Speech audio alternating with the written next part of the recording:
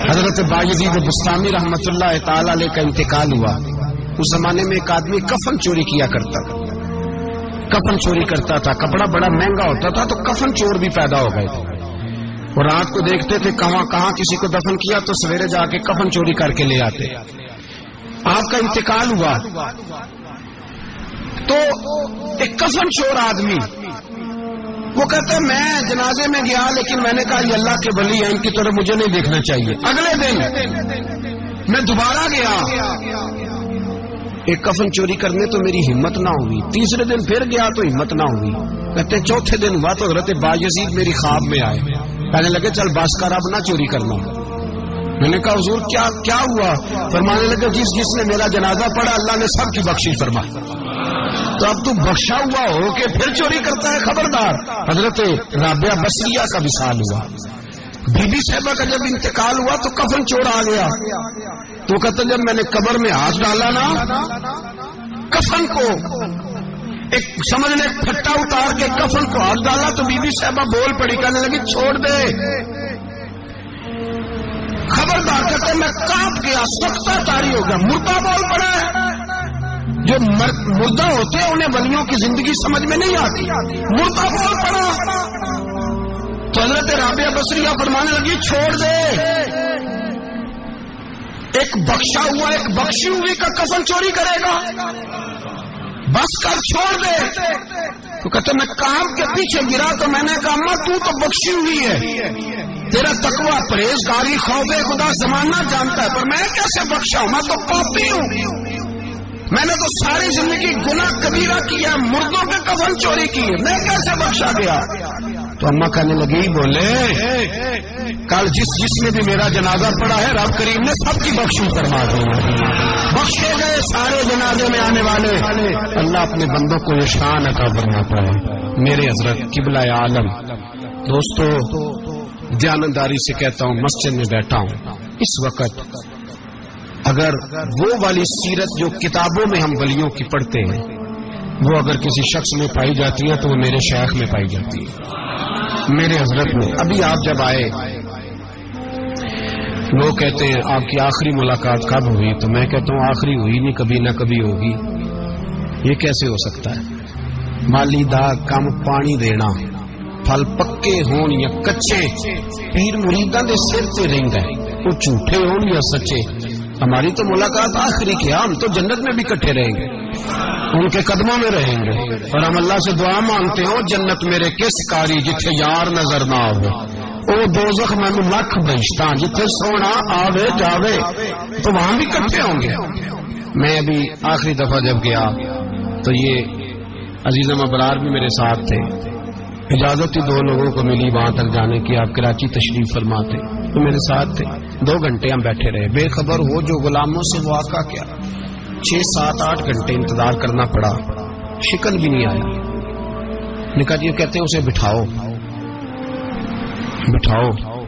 تو بندہ کسی جگہ کا اپنے آپ کو کتا بھی کہے تو کتے تو بیچارے ساری دیہڑی باہر بھی نوکری کر جاتے ہیں، یہ بھی نہیں کہتے میں نے اندر آنا ہے. وہ تو کبھی کہتے ہی نہیں.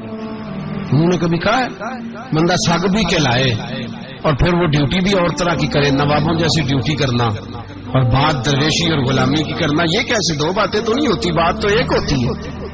دنیا خسماں دی ویچن عذاب وسن پاگ جاگ جاندے ہو نہ گولیاں نے.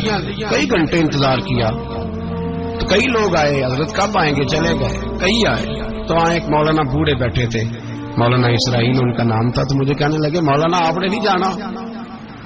میں نے کہا جی ہم نے کہاں جانا ہے، ہم تو یہاں رہنے کے لیے آئے ہیں. جب ان کی 1-2 شخص نے تھوڑی سی میرے اوپر تنقید کی نظر بھی ڈالی کہ یہ کب سے آیا ہے، تو کچھ ہوتا تو ملاقات نہ ہوتی، اور ہم ہیں بھی نہیں، ہم کچھ بھی نہیں. ہمارا تو 4تھے درجے کے نوکروں میں نام آ جائے تو بڑی بات ہے. 4تھے درجے کے نوکروں کو بھی کس میں ہوتی ہے نا، ایک سیکٹری ہوتا ہے، ایک چوکیدار ہوتا ہے، ان کے پاس بھی چابیاں وابیاں ہوتی ہیں، ایک بار والا ہوتا ہے، ایک 4تھے 5ویں درجے کا نوکر ہوتا ہے جس کو کبھی کبھی بتایا جاتا ہے چل گاڑی دھو دے، چل تو آ جا. ہم تو 4تھے درجے کے نوکر بننے کو بھی بھائی بڑے تیار ہیں اور ایمانداری سے تیار ہیں.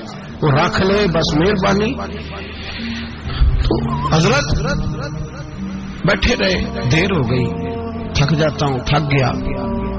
بات آگے نکل گئی. اب بیٹھے تھے تو تنہائی تھی. مجمع ہوا نا جب مجمع پار محفل پہ حضرت ہمیں نہیں ملے, باہر سیدھے مجلس پہ کئی سالوں کے بعد ملاقات ہوئی. چر ہویا مینو ترلے لیندے کدی موڑ میرے ول واگاں, خواب میری ایک وار جے آویں میں ساری عمر نہ جاگاں. دیر ہو گئی, میں بڑا ترسا ہوا بیٹھا تھا. کئی گھنٹے بیت گئے, بیٹھے رہے. مرضی ہے نا جی, یہی رس بولے تو دی مہربانی. تو دیر کے بعد جب وہاں پہنچے نا اسٹیج پہ سامنے حضرت کے پاس, حضرت اسٹیج پہ آ گئے تو میری طبیعت ہے کہ میں جب اپنے شیخ کے پاس بیٹھتا تھا تو سب سے پیچھے بیٹھنے کی کوشش کرتا تھا, اس لیے کہ بڑھ کے آگے ہونا کمال نہیں. کو پکڑ کے آگے کرے تو پھر بھی تھوڑی سی نوکری قبول ہونے کی بات سمجھو. پیچھے بیٹھ گئے ہم لوگ, میں بھی اور ابرار بھی, ہم پیچھے بیٹھ گئے. اب وہاں علماء اور مشائخ کا ڈھیر لگا ہوا تھا. حضرت کی نظر بظاہر خاصی کمزور ہے, لیکن جب بیٹھے جو میرے ساتھ موجود تھے, آپ گواہی لے سکتے ہیں, حضرت نے فوراً نقیب محفل سے کہا کہ وہ پیچھے بیٹھا اسے تو آگے بلاؤ. تو میں جب اٹھا نا تو آپ یقین کریں میرا دل کرتا تھا پھاڑ ڈالوں کپڑے اور میں یہاں لوگوں کو بتاؤں کہ بے خبر ہو جو غلاموں سے واقعہ کیا ہے. ہم لوگ آگے گئے اور جب میں اسٹیج پہ ان کے قدموں میں بیٹھا تو مجھے کہنے لگے بچے کو بھی بلاؤ جس کو ساتھ لائے. اور جب میں بیٹھا, ایمانداری کی بات, میں نے سلام لی کان میں. میں نے کہا حضور طبیعت کیسی ہے؟ فرمانے لگے تو جب سے آیا ہے مجھے تب سے پتا ہے تو بیٹھا رہا. تو جب سے آیا ہے مجھے تب سے پتا ہے, اب کل واپس چلے جانا اور جا کے وہاں دین کی نوکری کرنا. تو جب سے آیا ہے مجھے تب سے. مجھے فرمانے لگے کہ تو جب سے آیا ہے نا مجھے تب سے پتا ہے, جاؤ نوکری کرو. اور ایک جملہ کبھی نہیں بھولتا, فرمانے لگے میں تو تمہارے ساتھ ہی ہوتا ہوں. بس بات ختم ہو, معاملات حل ہو گئے. باتیں بڑی ہیں, جو کروں تو کیا کروں, کہو تو راز حیات کہہ دوں, حقیقت کائنات کہہ دوں, وہ بات کہہ دوں جو پتھروں کے دلوں کو بھی پاش پاش کر دوں. مجھے ایک شخص کہنے لگا ہر اسٹیج پہ چھائے ہوئے نظر آتے ہو. میں نے کہا کیا کروں, سب سے پیچھے بیٹھا ہوتا ہوں, سب سے پیچھے. لیکن وقت کا غوث اٹھا کے جس کو اسٹیج پہ بٹھائے اسے پیچھے کون بٹھا سکتا ہے. ہم وہ جڑیاں گڈیاں اب تو ہی اڈیاں. ہم نے ان کی زندگی میں رانائی دیکھی ہے, غریب پروری دیکھی ہے. میں اتنا بڑا نذرانہ نہیں کبھی ان کو دے سکا. میں کسان کا بیٹا ہوں. میں تو ابھی 9th کلاس میں تھا, میرے ابا جی پردہ کر گئے تھے. میں نے بڑی غربت میں وقت گزارا ہے, لیکن مجھے ان کے ارب اور کھرب پتی مرید ہیں. کھرب وہاں لوگ کروڑوں روپیہ لے کے لائنوں میں کھڑے ہوتے ہیں. میں غریب باپ کا بیٹا اور مستعار زندگی, لیکن میں نے انہیں عزت دیتے دیکھا ہے. میں نے دیکھا ہے وہ قریب بلانے والے, وہ پیار کرنے والے. میں نے ان کی غریب, لوگ کہتے ہیں میرا پیر غریب نواز ہے, اور قسم اللہ کی میرا پیر غریب نواز ہے. میں نے غریب نوازی دیکھی ہے, میں نے وہ رنگ دیکھا ہے, میں نے وہ جلوہ دیکھا ہے. ان کے نرگسی ہونٹ جب کبھی کبھی میرے پیشانی کا بوسہ لیتے تو مجھے یوں لگتا کہ اللہ نے جتنی خوشبو دنیا میں رکھی تھی میرے شیخ نے ساری میرے وجود کے اندر اڈیل دی. بریلی سے جب میری واپسی تھی اور میں پلٹ رہا تھا تو میں ملاقات کرنے گیا. میری طبیعت میں یہ رانائی تھی کہ خدا خیر کرے, میں پلٹ رہا. میں ملاقات کر کے جب واپس باہر آ گیا, میرے ساتھ ایک شخص تھا تو مجھے پھر بلایا. جب میں دوبارہ اندر گیا تو مجھے اپنی جیب سے کچھ روپے نکال کے دیے. فرمانے لگے یہ خرچ ہے آنے جانے کا, اور کبھی محسوس نہ کرنا. مجھے وہ سب لوگوں کے بیچ میں دیتے تو میرے لیے اعزاز تھا, لیکن میرے جیسے غریب کو نوازنا بھی اور اس کی عزت کا بھی خیال کرنا, یہ مقام, یہ رنگ. میرے پاس کروڑوں باتیں ہیں, بلکہ میں صاف کہوں گا کہ انہی کی محفل سوارتا. چراغ میرا ہے رات ان کی, میں انہی کے مطلب کی کہہ رہا ہوں. زبان میری ہے بات ان کی. لوگ اپنے ابے کی گدی پہ بیٹھ کے بڑے لوگ ہوتے ہیں, لیکن میں نے بتایا کہ میرے ابا جی کسان تھے، کسی بڑی گدی سے تعلق نہیں، میں کسی جماعت میں کبھی نہیں گیا، کوئی سہارا نہیں لیا۔ مسجد بھی وہ ہے جہاں جب میں آیا تھا تو 3 لوگ نماز کے لیے ہوتے تھے، تو کبھی تیسرا ڈھونڈنا پڑتا تھا۔ جتنے جلوے، جتنی رانائیاں، جتنا حسن، جتنی تازگیاں، اور میرے عزیزوں کے چہروں پر یہ جو نورانیت کا حسن آپ کو نظر آتا ہے نا، یہ میرے حضرت کی ہونٹ سے نکلی ہوئی صرف ایک دعا کا صدقہ ہے، صرف ایک دعا کا صدقہ ہے، صرف ایک دعا کا صدقہ۔ تو بھائی وہ کبھی کبھی یہ شعر پڑھتے ہیں نا میرے عزیز، تو وہ میرے لیے پڑھتے ہیں، میرے لیے شعر پڑھتے ہیں کہ جے کر سائیں وسون کچھ اجیاں نو پھر کیڑا مائی دا لال اجاڑ سکدا ہے، جے کر سائیں وسون کچھ اجیاں پھر کیڑا مائی دا لال۔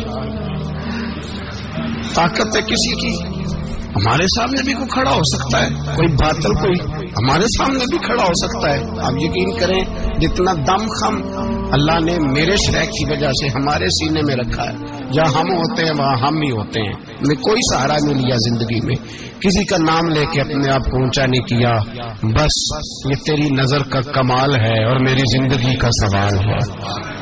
اور اس نظر پہ میں نے کہا مریں گے تو کفن پہ بھی نام لکھائیں گے، اور مریں گے تو قبر پہ کتبہ بھی تیرے نام کا لکھائیں گے، اور یہی جلوے لے کر کے انشاءاللہ جائیں گے، اسی نام سے پہچانے جائیں گے، اور انشاءاللہ وہاں بھی غلاموں کا رنگ نرالا ہی ہوگا۔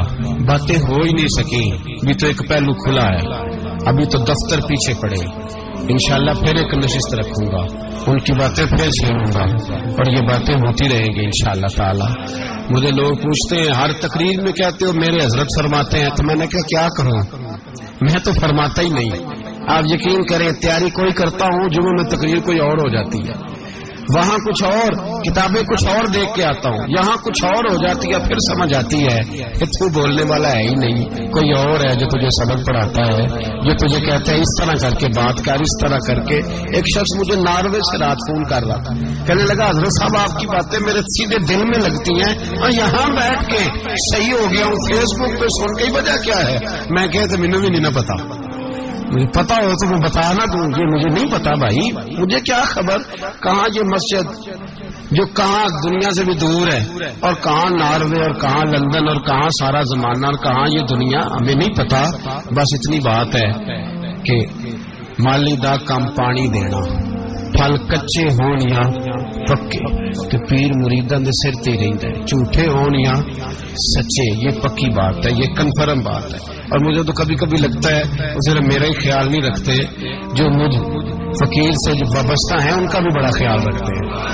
کئی دفعہ مجھے اپنے کئی عقیدت مندوں مریدوں کے پیچھے ان کے جلوے نظر آتے ہیں، مجھے ایسے لگتا ہے جیسے چھا گئی ہے ان پر میرے حضرت کی نورانیت، مجھے رنگ نظر آتا ہے اپنے درویشوں میں ان کے حسن کا۔ بس دعا کریں تا ابد آستانہ یار رہے، وہ آسرا ہے غریبوں کا، وہ برقرار رہے، وہ آسرا ہے غریبوں کا، وہ برقرار رہے۔ آخر دعوانا الحمدللہ۔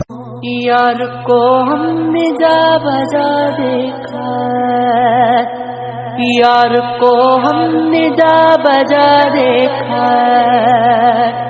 کبھی ظاہر کبھی چھپا دیکھا۔